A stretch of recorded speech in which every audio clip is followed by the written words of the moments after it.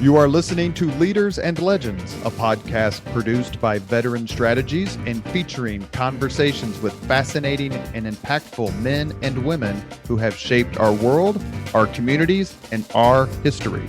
My name is Robert Vane, Principal of Veteran Strategies, and your host for our discussion. You are listening to Leaders and Legends, a podcast presented by Veteran Strategies, a local veteran public relations enterprise, and sponsored by Girl Scouts of Central Indiana, Garmond Construction, the Crown Plaza Hotel, Grand Hall, and Conference Center at Historic Union Station, the law firm of Bose, McKinney, and Evans, and the Bose Public Affairs Group, the McGinley's Golden Ace Inn, and McAllister Machinery, your friendly neighborhood Caterpillar dealer. You can find all your sales and rental equipment needs at McAllister.com. We're also pleased to be a podcast partner of the All Indiana Podcast Network. That is with Channel 8, Wish TV. You can find Leaders and Legends at allindianapodcastnetwork.com. Thank you for joining us on the Leaders and Legends podcast. Our guest today is Pete Ward. Pete Ward has probably been the most suggested guest of anyone we've yet been so lucky to have on the podcast. Pete is the Chief Operating Officer of your Indianapolis Colts. And if you want to talk about the personification of paying your dues, Pete Ward is it. Because how he started in the Colts organization is the story we're about to hear. Pete, thank you so very much for your time. It's a real pleasure, Robert. Have you always been a football fan? I have always been, and I can trace where I am today back to when I was 11 years old.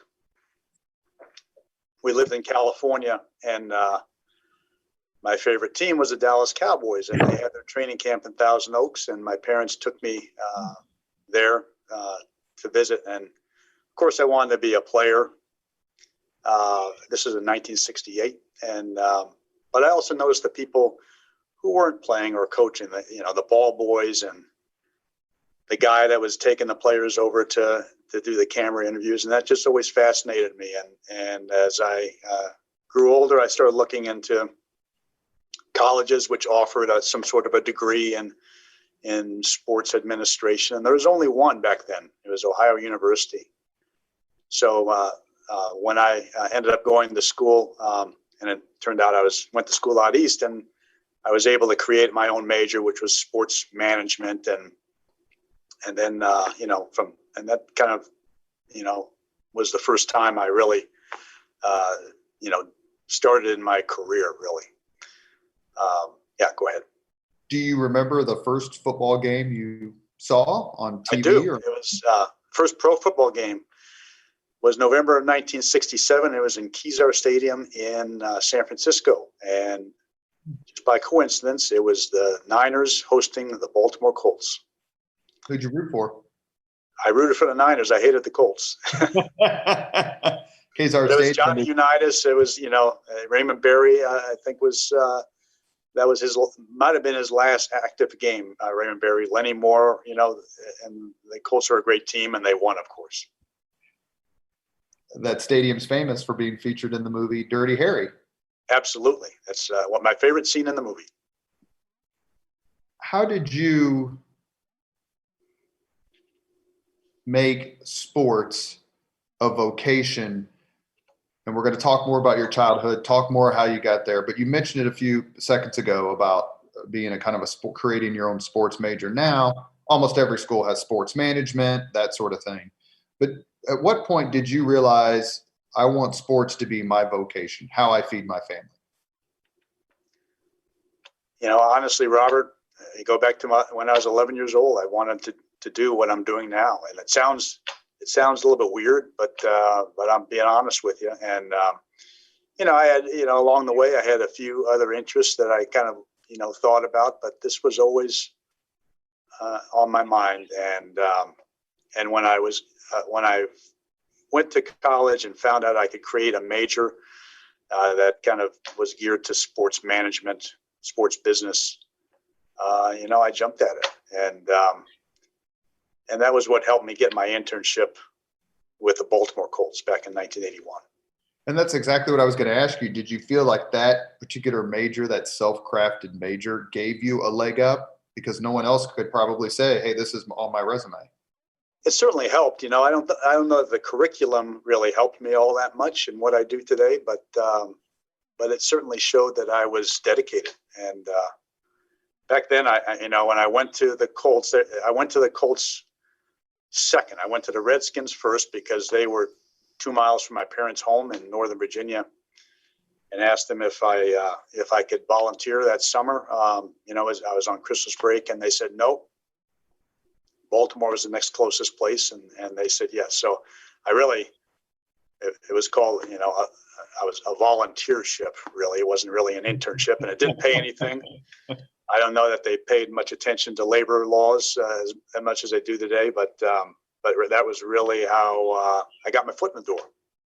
You say you grew up a Cowboys fan. Did I hear you correctly? I was a Cowboys fan. Yeah, back before it was in vogue to be a Cowboys fan. This is back in the 60s. But they were pretty good in the late 60s. They were good. They kept losing on the 1 yard line to get to the Packers, and then they lost to the Colts in the final 5 seconds in Super Bowl V. And so you're a lifelong Cowboys fan, and you walk into the Redskins facility. Did you feel a little pang? I hated every second of it. I did. And to show you how naive I was, I started my internship with the Colts with a Dallas Cowboys bumper sticker on my car. Is it hard to let go of those loyalties? Not anymore. It wasn't first, But once I became a full-time employee for the Colts, it was easy. It's your life, and people not in the business, including family members, will always kind of think of it as a game, but it's your life and your livelihood, and you take it very seriously, and you have to be all in. You got to be a homer all the way. That's what I tell interns when they come. I said, don't be stupid like I was. You may have a favorite team somewhere else, but for this summer, you're an Indianapolis Colts fan through and through. Do you go out to their cars to see if they have any alien bumper stickers? I don't do that anymore, no. You seen? Is that what Steve Campbell does? It's one of his many chores. If he does, he hasn't told me that, but I would hope not. Our good friend Steve Campbell, who's VP of Communications, helped make this interview possible. Used to work for Mayor Peterson. He's one of the really, really good guys in the PR world, and quite frankly, in his past life, and that's politics. So, Steve, if you're listening, thank you very, very much.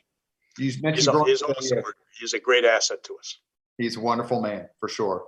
You mentioned growing up a Cowboys fan, and you started with the Colts in the early 80s when they were still in Baltimore. Did you get to meet any of your Cowboy heroes? I have a picture in my office here today. I wish I could turn the camera, but it's of me with Don Meredith. Don Meredith was my hero. So and still is, really. What do you think of the movie North Dallas 40? As a bunch of crap. It really was. No, it was a horrible movie to begin with, but Tom Landry, and Don Meredith, Bob Hayes, those are still immortals in my mind. Jethro Pugh, Bob Lilly, Mel Renfro, Dwayne Thomas. Yeah, Dwayne Thomas, that's right. Bullet Bob Hayes. Yeah. So how did the University of Virginia, which if memory serves is your alma mater, is that correct? That's correct. So you're probably still on a high from a certain NCAA tournament of not long ago. I am. How did they let you create this major, for lack of a better term? I would credit my advisor. He was a sports psychologist, a fairly prominent one, and he was my advisor at UVA, and I talked to him quite a bit, and he allowed me to create something. So I was really, that was a break in my mind, and I was fortunate to have somebody that really cared about his students and their futures. There were several other, you mentioned the Redskins, but there are several other sports teams, not just football, but other pro sports within, let's say, 100 miles of where you ended up in Baltimore. Did you ever think about going up to Philadelphia or maybe trying the Baltimore Bullets or anyone like that? Or was football something you were focused on? No, absolutely. Philadelphia was next on my list, honestly. And when my internship ended, I was preparing letters to all kind of sports teams of all the different leagues, including minor leagues, and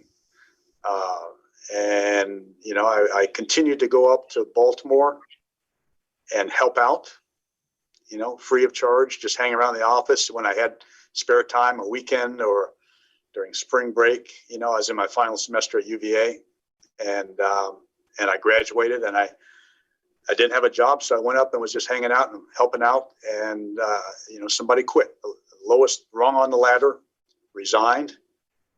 And Ernie Accorsi, he was the general manager at the time, actually came into the PR office where I was standing, and he asked the PR director, "How do I get a hold of Pete Ward?" And I was standing right behind him. I said, "I'm right here." And he asked me if I wanted a job, and I said, "Absolutely." Is that the last time you went unrecognized at the Colts headquarters? Oh no, that was I was unrecognized for quite a while yet. So, What year did you graduate from college? I'm sorry. What year did you graduate from college? 82. So you were at the University of Virginia, to switch sports for just a second, as a certain 7'4" center named Ralph Sampson. What was it like to be at Virginia when they very quickly became a basketball powerhouse? It was tremendously exciting. I remember watching on TV when he declared, and you know, the place went nuts. And Virginia did not have a proud athletic history, you know. So this was really the first time having Ralph come to it. Was already a pretty good team. We had Jeff Lamp and Lee Raker and a few others, and Ralph put us on the map. So for the student body at UVA, it was really exciting time. And they made it to the Final Four, I think 1981, right? They were there. They lost to North Carolina in 1981 when IU beat LSU and then ended up to beat North Carolina. Is that right? That is absolutely correct, yes. Did you ever, I'm assuming you saw him around campus. What was it like to see a 7'4" student strutting around the UVA campus? Yeah, well, the most clear memory I have is walking between classes, and there's a street that goes through the center of campus with thousands of students walking from one class to another at a certain time of day. And Ralph, you know, 3 blocks ahead, you could always spot Ralph. So it was pretty comical. It's kind of when we did a podcast with Donnie Walsh. I asked him about being in New York City the same time as Lou Alcindor, eventually Kareem Abdul-Jabbar, and he was like, he was so immense. He was just so much bigger than everyone else. You could see him he couldn't hide if he wanted to. I'm assuming Sampson was the same way. No question about it, yeah.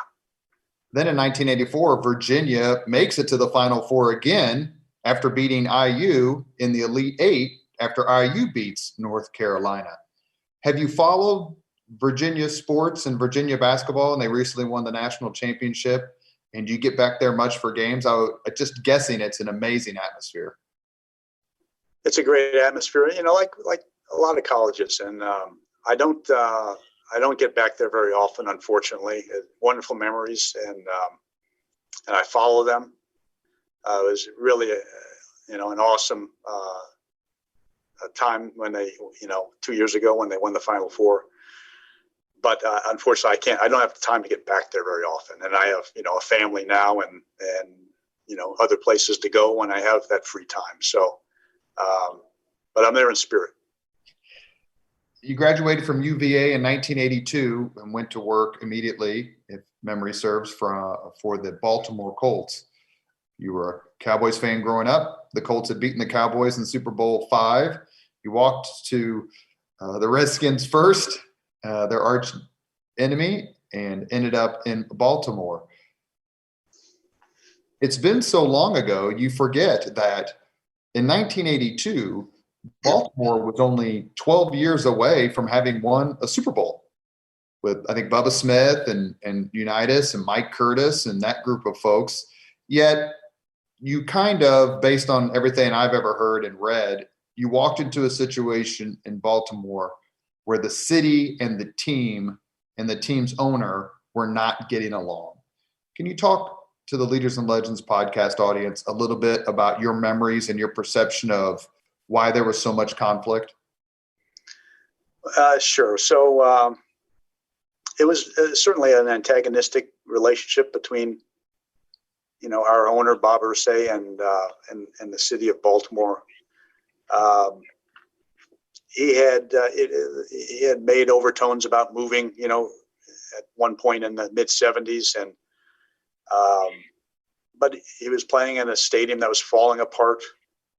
The press box would leak when it rained, and the sight lines were horrible, and the Colts were housed in the same locker room as Alan Amici. It was like a dungeon, and shower heads wouldn't work and so forth. And so it wasn't the best relationship. And honestly, the team had trouble drawing fans, and the sellout streak actually ended the year before Bob Ursay bought the team in '71, and he bought the team in '72. And then the Colts were pretty good. They were contenders in the mid '70s, '75, '76, and '77 with Burt Jones and Roger Carr. And, they had great teams. And the sack back. Lost that double overtime game to the Raiders. Yeah. But if you look at the at the box scores of the games, sellouts were still not the norm, and that continued into the early '80s. So in January of '84, it was made public that Bob Ursay was talking with the governor of Arizona about a potential move there, and the information was leaked, and that kind of blew the lid off things. And then 2 months later, we moved. Were you prepared to go wherever the Colts went? I was prepared. I was single and young at the time, but honestly, I didn't really think we would move. I thought it was more of a negotiating ploy with Baltimore. And by the time we moved, it was late March. It was March 28th, the night of the move, and we had the draft was 1 month away, less than 1 month away. We had mini camps coming up right after the draft. We had training camp a few months away, and so to make a move that late in the year was just unimaginable. And so it was quite a shock when Jim Irsay called me into his office late in the day and said, we're moving in a few hours. So go home, get your personal life in order, which I had none, so that was easy. And then come back and help bring some semblance of order to this move. Because at 10 o'clock, Mayflower at 10 or 14 moving vans are going to come in from all over the country, and you need to kind of help bring some order to this thing. When did you learn that you were moving to Indianapolis, and what were your impressions of moving to Indianapolis? And I would just gently remind the Leaders and Legends podcast audience that the Indianapolis of the past 30 plus years is not the Indianapolis the Colts moved to in March of '84. Sure.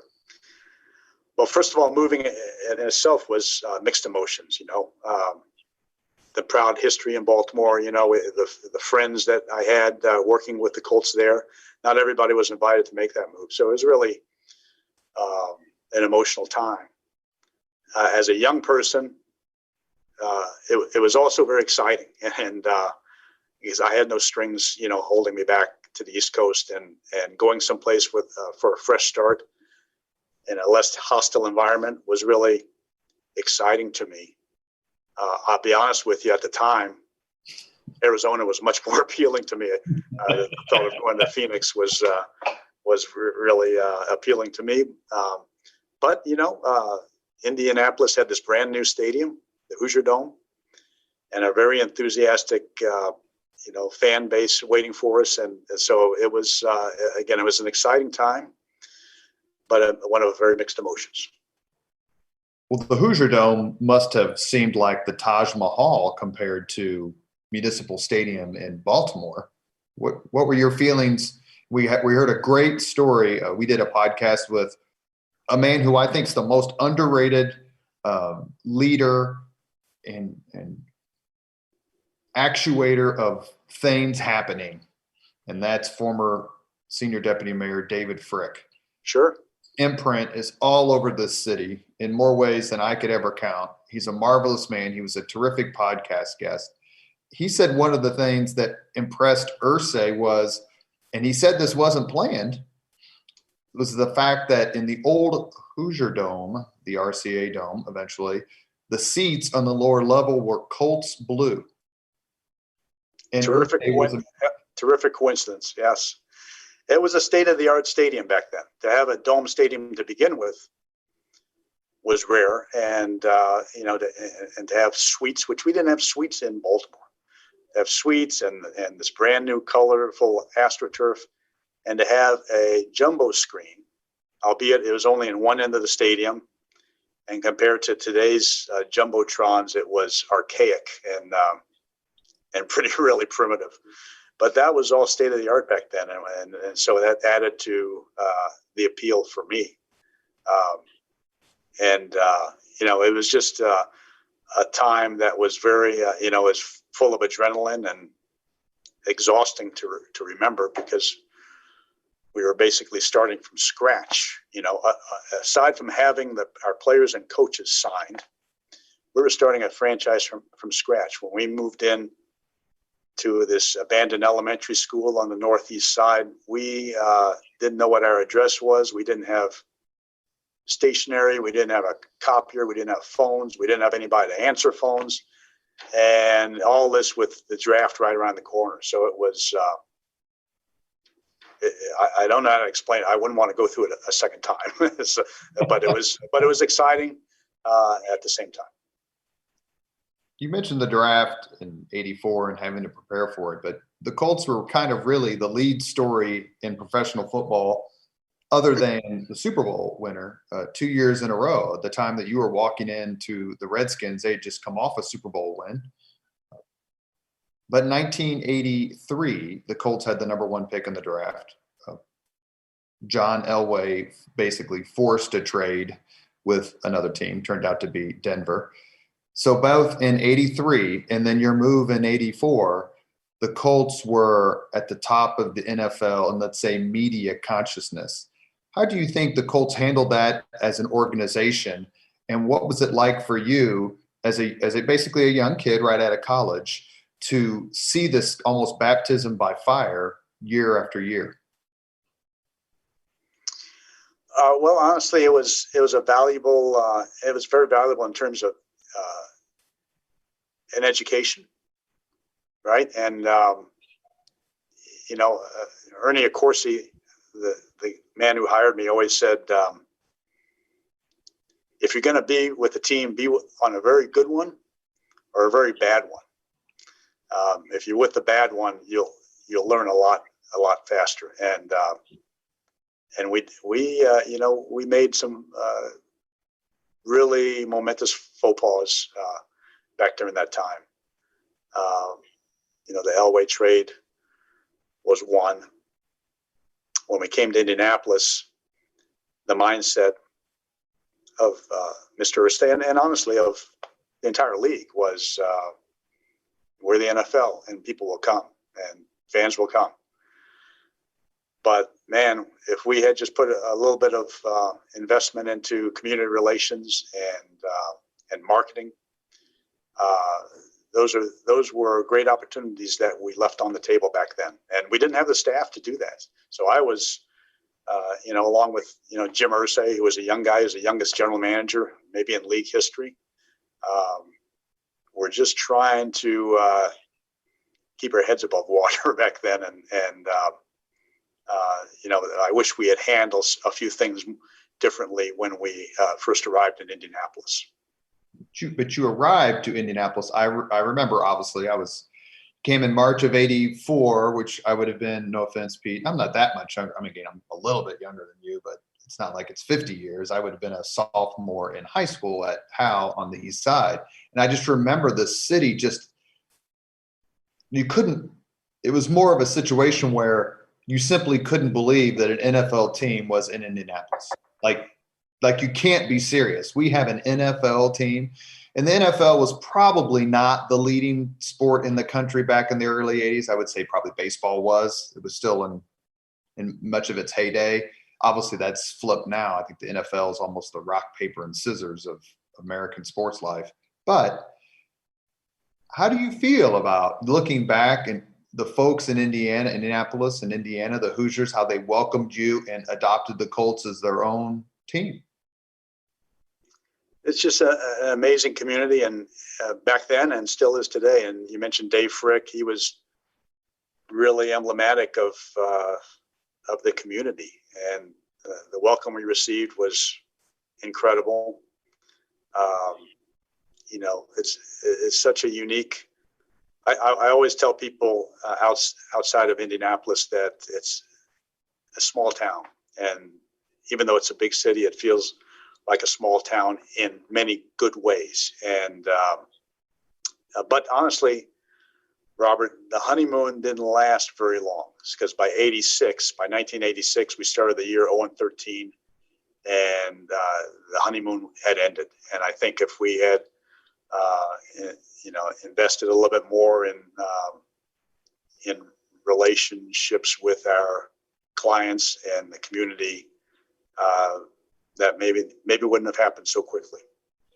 How important, I was in the military, I was in the Army at the time, if memory serves. How important was the Eric Dickerson trade in the mid to late 80s to bringing not only that infusion of talent to the Colts, but also to show the city, hey, we are invested to win? At the time, Dickerson was probably a top 5 player for the entire NFL. And now he's a member of the Indianapolis Colts in a trade from the Rams.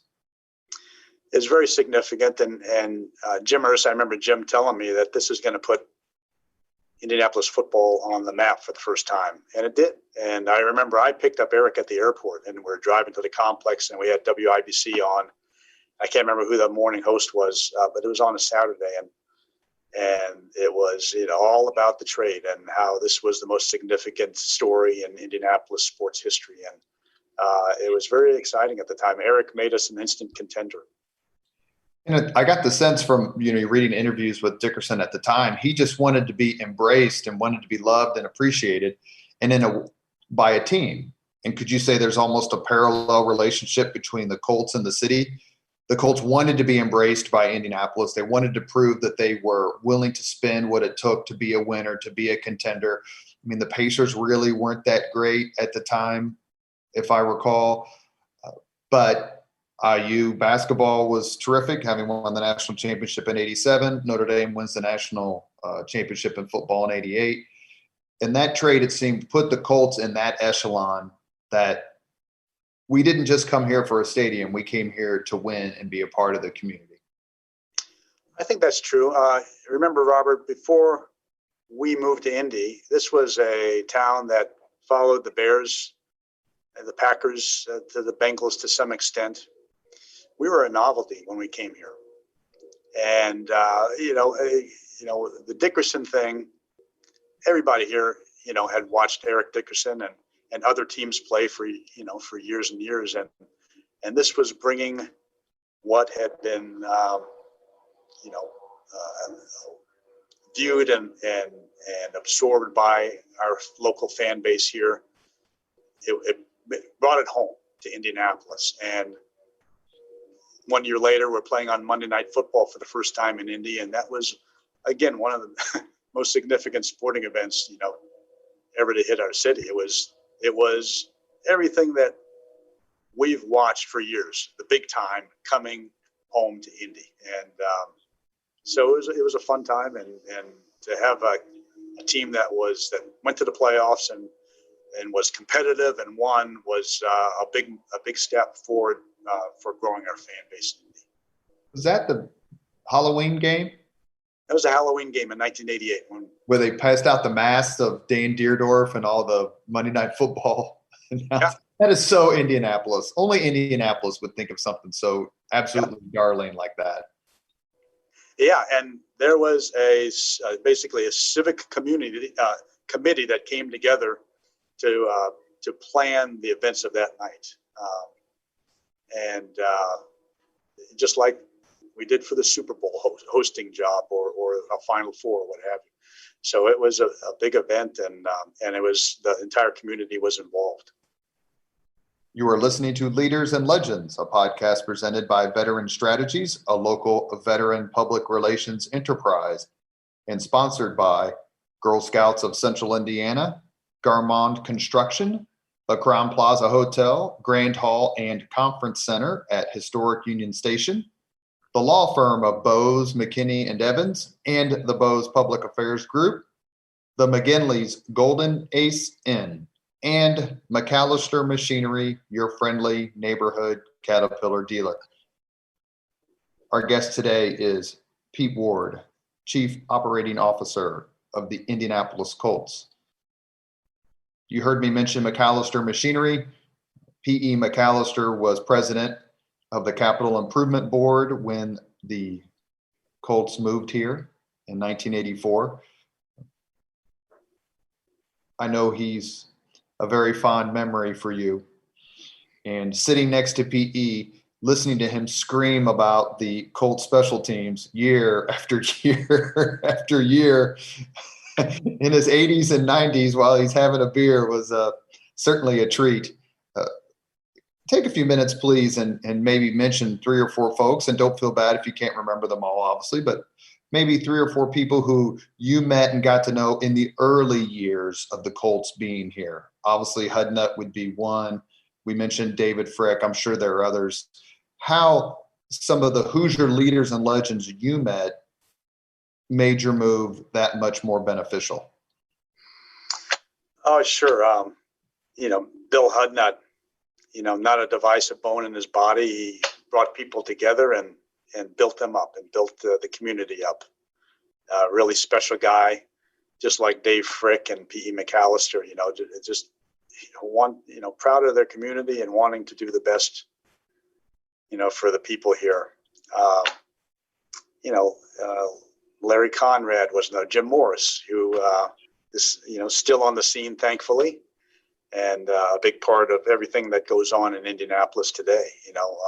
Thomas Moses, I remember when we first moved here, like the second week, I was called to come downtown, and I can't remember what the group was, if it was, the board of the chamber or what it was, but it was every mover and shaker in town. And here I was, this kid and representing the Colts, because honestly, we didn't have anybody else back then to do that.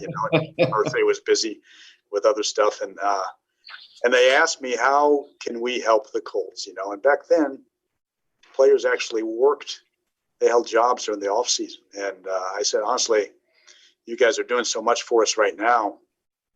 The only thing that comes to mind is if, the businesses here can help our players find off-season jobs.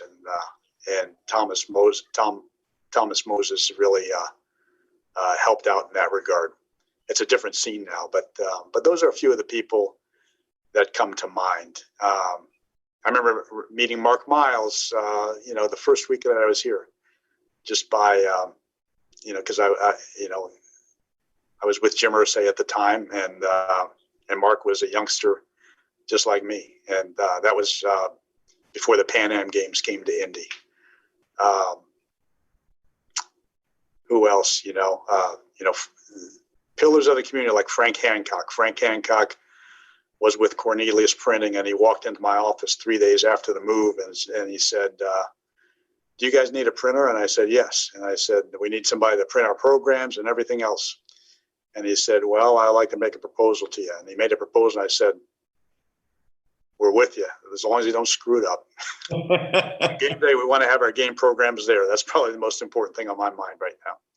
And he of course came through for us, and still does today, and for the community in many ways. You mentioned Mark Miles. He's been a guest on the podcast twice. We interviewed him, and then a podcast I think I sent to you. We had him on with Mayor Greg Ballard and Mel Raines to talk about the effort to land and host the Super Bowl.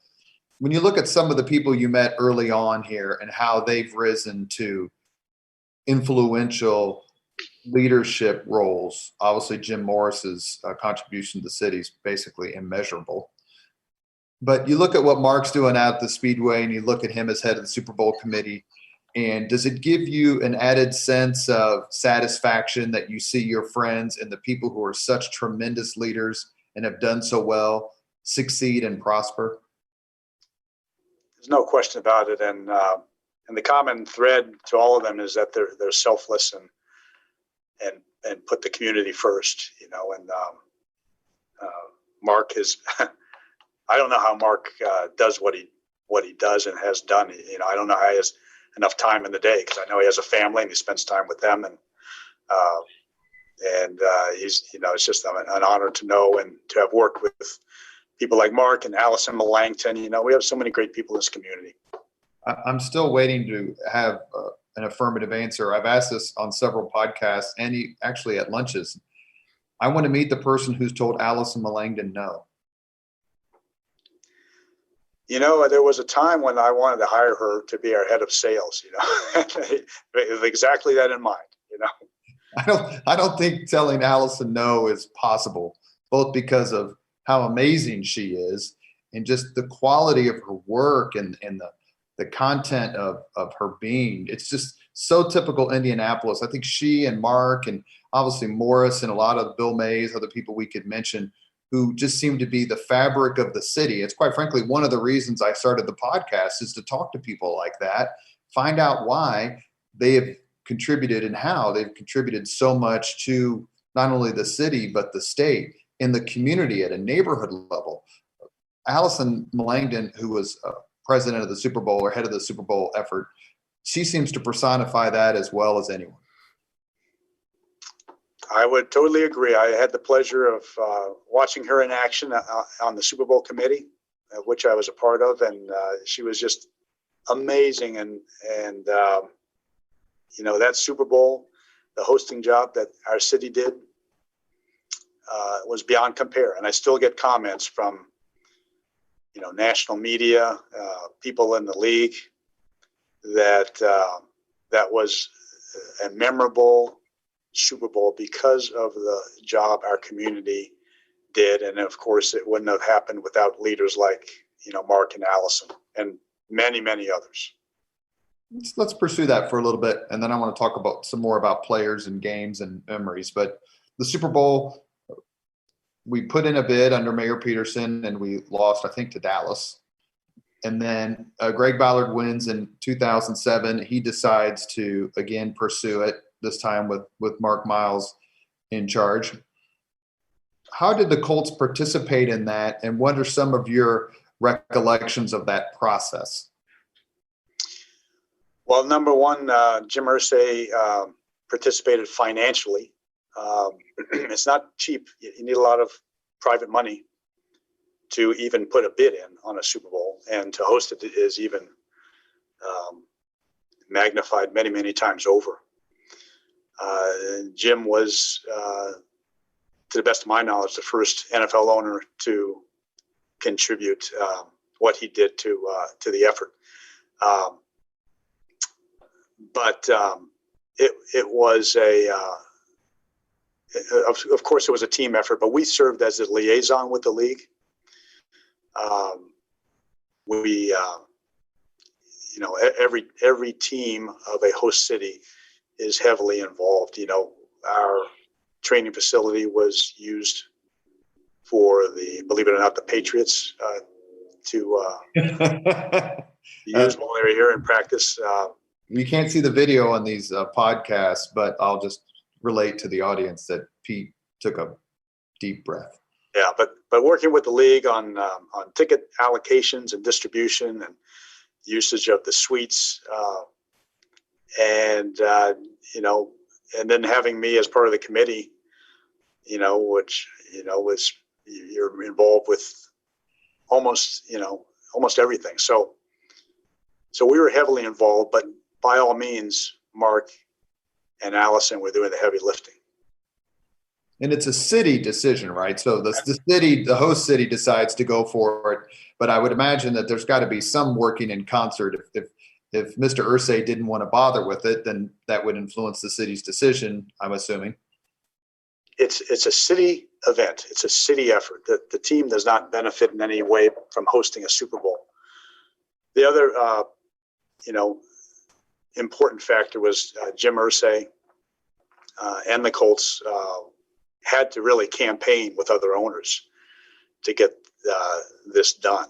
And it would be very easy to go to a larger market. And there's more competition now with new stadiums coming online. But the work that Jim did, talking to each owner and campaigning for Indianapolis was critical. It should be noted that if we had won the right to host the Super Bowl in 2011 instead of 2012, that's the weekend Dallas had this huge ice storm when they were hosting the Super Bowl. And I think, if memory serves, we got about 12 inches of snow on what have been Super Bowl weekend. So the saying that one door closes and another door opens was certainly true for us for 2012. How sure were you, or were you sure at all, that Indianapolis was going to land this opportunity? You know what? I was very optimistic, but nothing is ever certain. You go into that room, and it's a confidential vote among owners, so you have no idea how it's going to turn out. All I can tell you was the presentation that we put forth, not only for the 12 game, but for the 2011 game, we're the best. And it was just a very proud moment for me and for, the Irsay family and the Colts, that we could be a part of bringing the game to Indianapolis. And it was, I think that was, I won't say it was as fulfilling and enjoyable as winning the Super Bowl, but it ranked very high on our list of memories. Did you think to yourself, my God, I'm about to be even busier? It was all exciting and fun. There was no complaints there. Who got to tell you? Well, I was actually in the room, at the owners' meeting, and so I knew before anybody else did on the committee. You got to tell people. I as I recall, I believe I called Mark or Allison and told, as I recall. It was a very hectic moment, and somebody from the league may have informed them before I did, but I think I told them first. But I can't verify that for sure. And I would imagine Mr. Irsay was just beyond elated. He was ecstatic, yeah, no question. And so we roll around to the time, and we should note that the next day, when the news is announced in the Indianapolis Star, our good friend Bill Benner is on the front page above the fold, looking handsome in color. And that's so fitting, given how much Bill Benner, former podcast guest, has contributed to this city. There's a new mayor, a new way of doing things. We roll towards the Super Bowl. The committee completely redefined, the Indianapolis Super Bowl committee and the city absolutely changed how Super Bowls are hosted and presented. You mentioned a few minutes ago that you still get compliments. What were the the weather, obviously no one can take credit for. Well, I guess the man upstairs could take credit for it, but all the things that happen on the grassroots level, all the spirit of volunteerism for which Indianapolis is famous. Were you confident throughout the process, as the game got closer and closer, that, hey, we're going to pull this off and we're going to do it in a way that's never been done before? There was never a doubt in my mind. We were going to hit a home run. We had the whole community involved, from the knitting the scarves to the zip line, having a personal concierge for every owner that came in. It was just things that were unprecedented that Indianapolis was doing, of course, and that Indianapolis is famous for for doing, pulling the unexpected out of its hat and doing wonderful jobs of hosting big events. The funnest memory for me might have been the Tuesday or Wednesday before the outsiders started coming into town, when Indianapolis had the downtown, the NFL experience and the zip line to ourselves, and you could see it from all the Colts jerseys that were walking around downtown, and it was like our city's time to just enjoy it before the storm. And that was a very, very warm and fuzzy community time in my family's memory. To the extent that you can express this, how happy were you that Peyton Manning's brother beat the Patriots again? It was really miraculous. I mean, there was another miraculous play that led to that victory, just like back a few years earlier.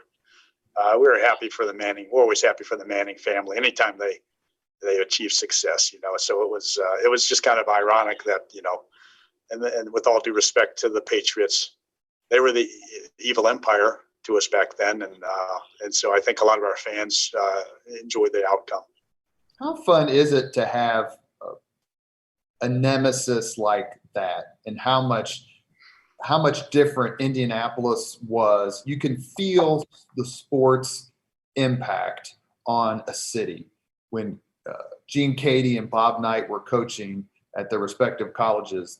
The days when those games were played, the city was just different. I mean, people were lined up. IU, Purdue, Pacers, Knicks is another example. But Colts, Patriots is at the very top of that sort of rivalry and that intensity.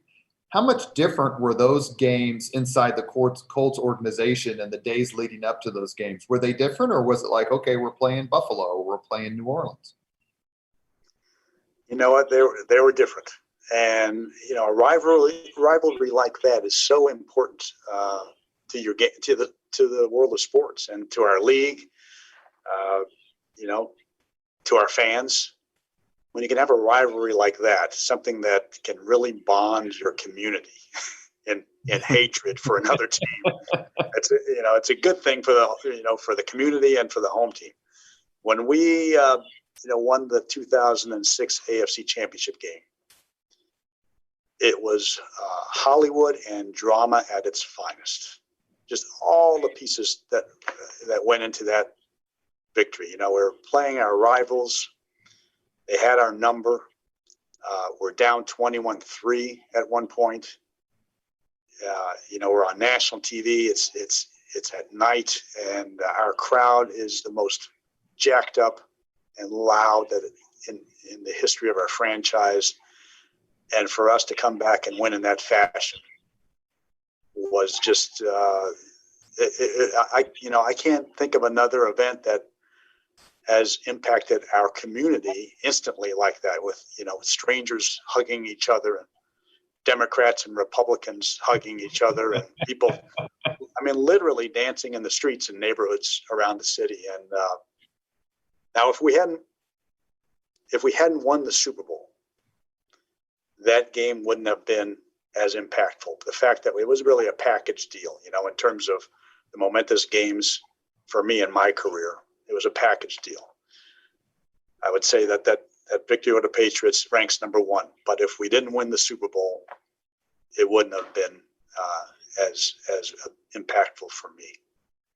A few years later, which I think was Lucas Oil Stadium's inaugural season, Belichick goes for it on 4th and 2. I was standing next to Mayor Greg Ballard when he did it. I don't know I've ever been inside a non-concert, because I've seen Ted Nugent and I've seen Van Halen, and that's pretty loud. But I don't know that I've ever been inside anything as loud as Lucas Oil Stadium was when the Colts stopped the Patriots on 4th and 2.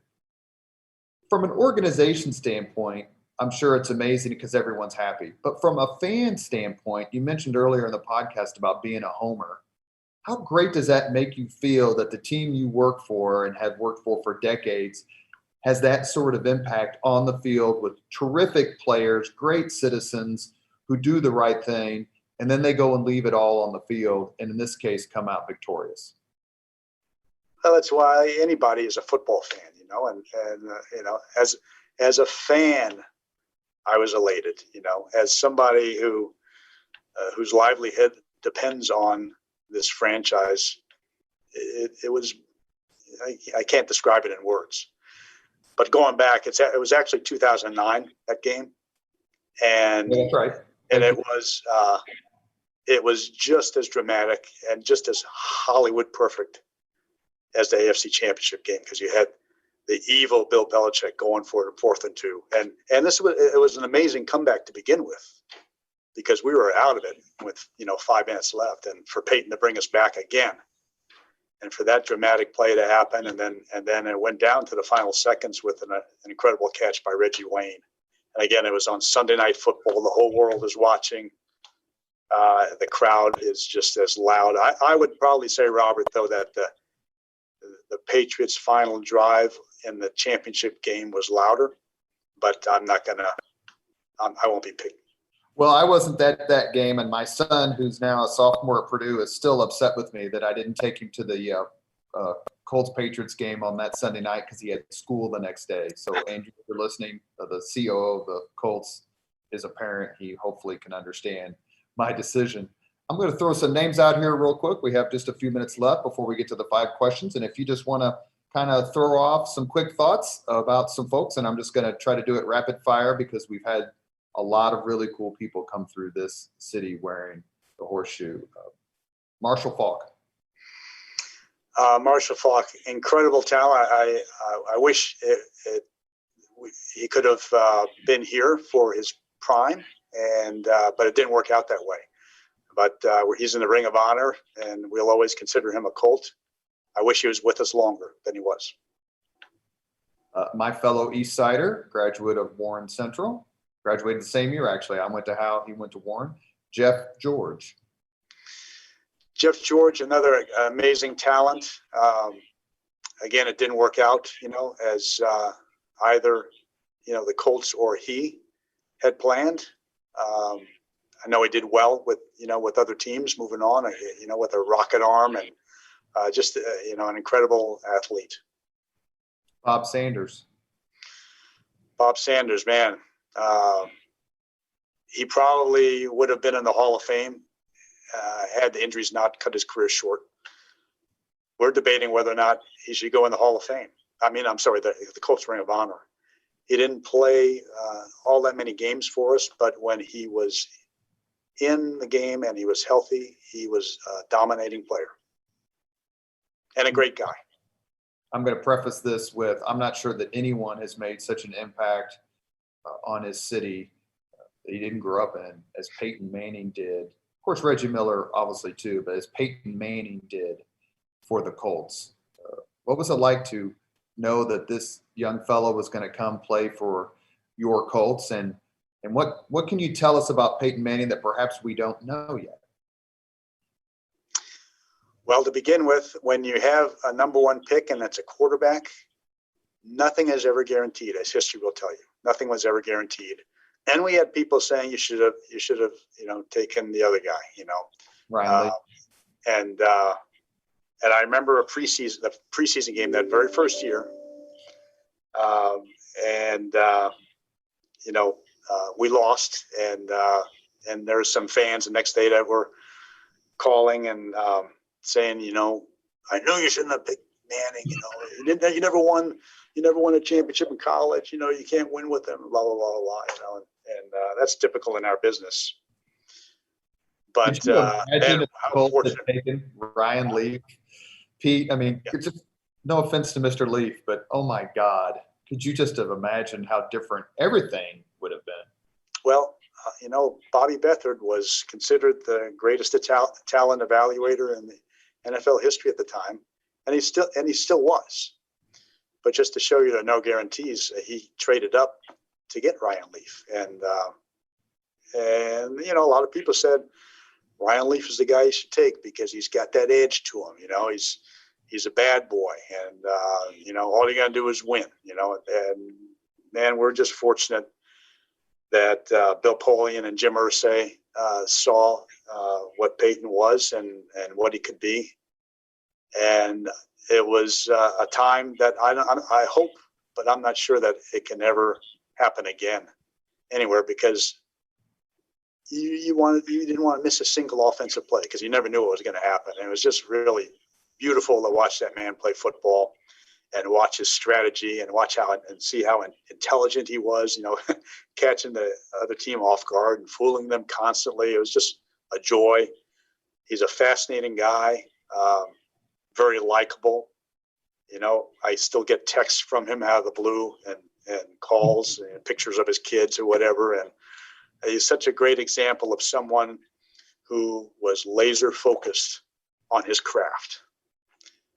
He was, he set so many great examples for all our players and staff. When he walked into we walked into Lucas Oil Stadium in the Broncos uniform, and you're out on the field, surreal, sad. Great to see him again.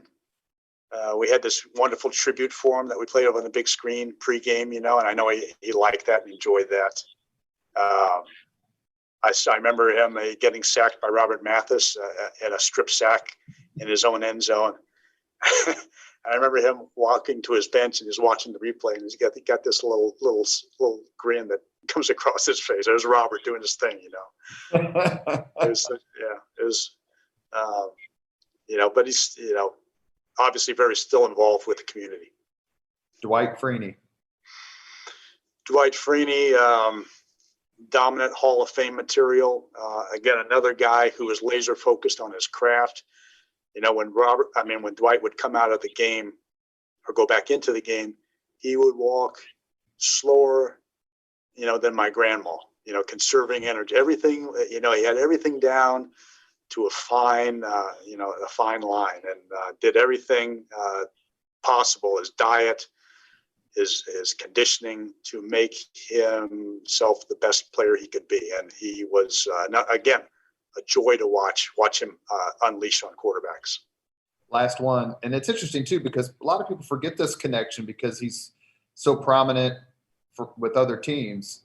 But Jim Harbaugh had a terrific run here in Indianapolis, a Hail Mary away from making it to the Super Bowl. What are your impressions of Harbaugh's time here? And do you still stay in touch with him a little bit? I haven't talked to Jim in a while. I saw him when he was coaching the Niners. I'd see him at league meetings.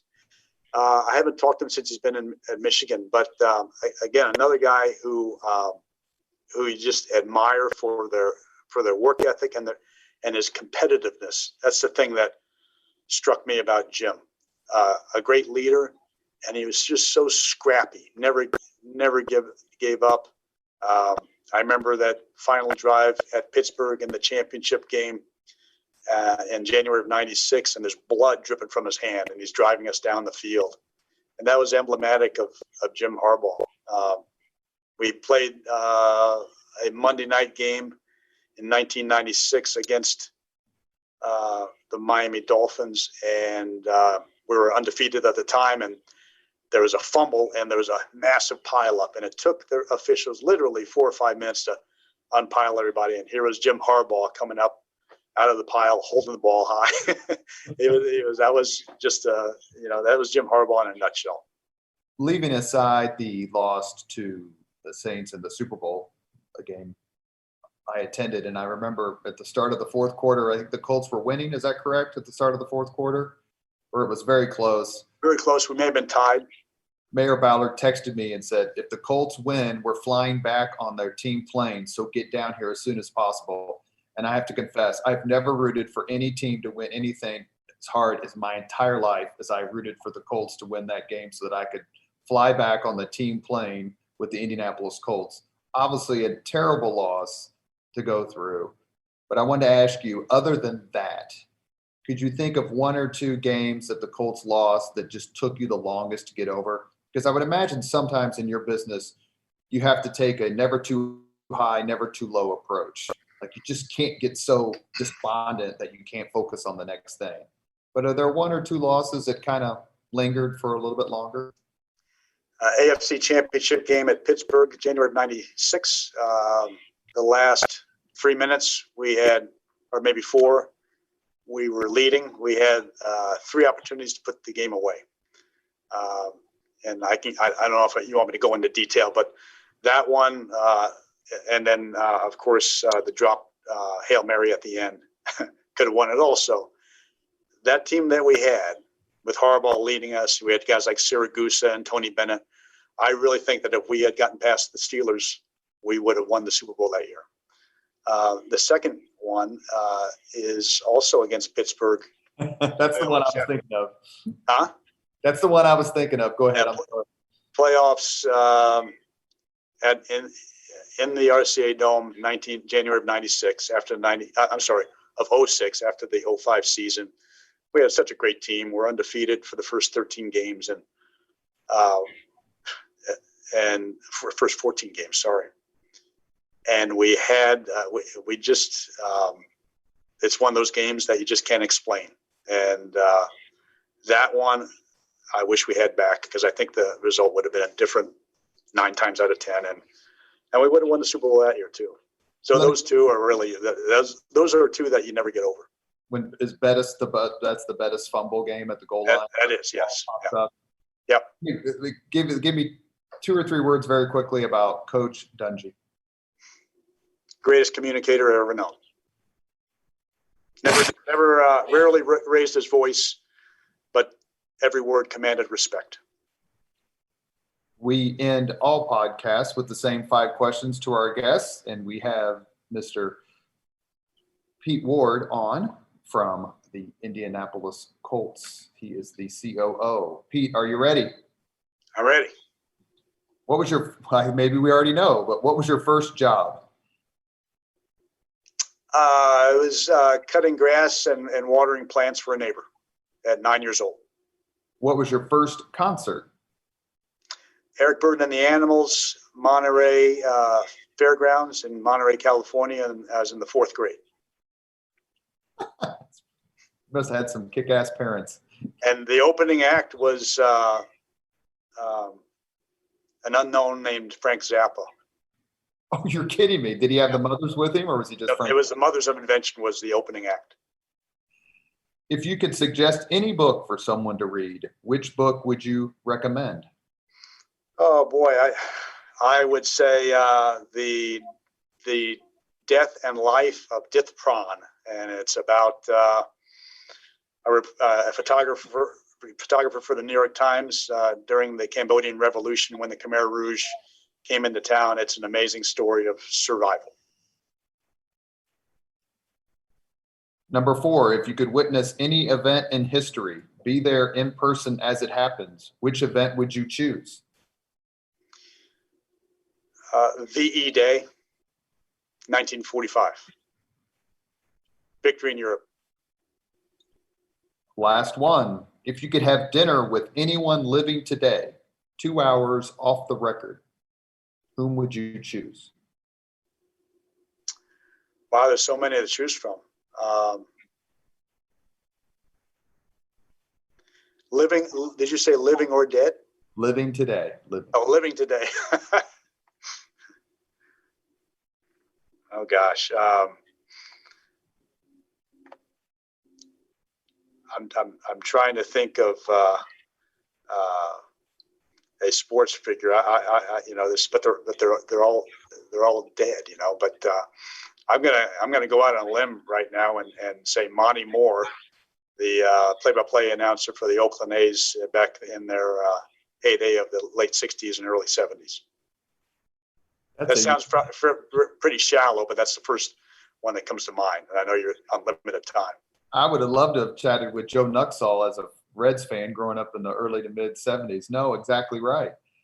You've been listening to Leaders and Legends, a podcast presented by Veteran Strategies, a local veteran public relations enterprise, and sponsored by Girl Scouts of Central Indiana, Garmond Construction, the Crown Plaza Hotel, Grand Hall, and Conference Center at historic Union Station, the law firm of Bose, McKinney, and Evans, and the Bose Public Affairs Group, the McGinley's Golden Ace Inn, and McAllister Machinery, your friendly neighborhood Caterpillar dealer. Our guest on the Leaders and Legends podcast has been Pete Ward. He has been terrific with his time in the middle of the NFL season. If you want to know why leadership matters, then get to know Pete Ward. Very few people are talked about with the esteem that he gets talked about when his name is mentioned, and it's because for all he's done for the city, the league, the team, and the community. Thank you, Pete, very much. Thank you very much, Robert. Appreciate it. Thank you very much for listening to Leaders and Legends, brought to you by Veteran Strategies Incorporated. If you want to contact us about this program or our menu of public relations services, please send us an email at robert@veteranstrategies.com. That's robert@veteranstrategies.com.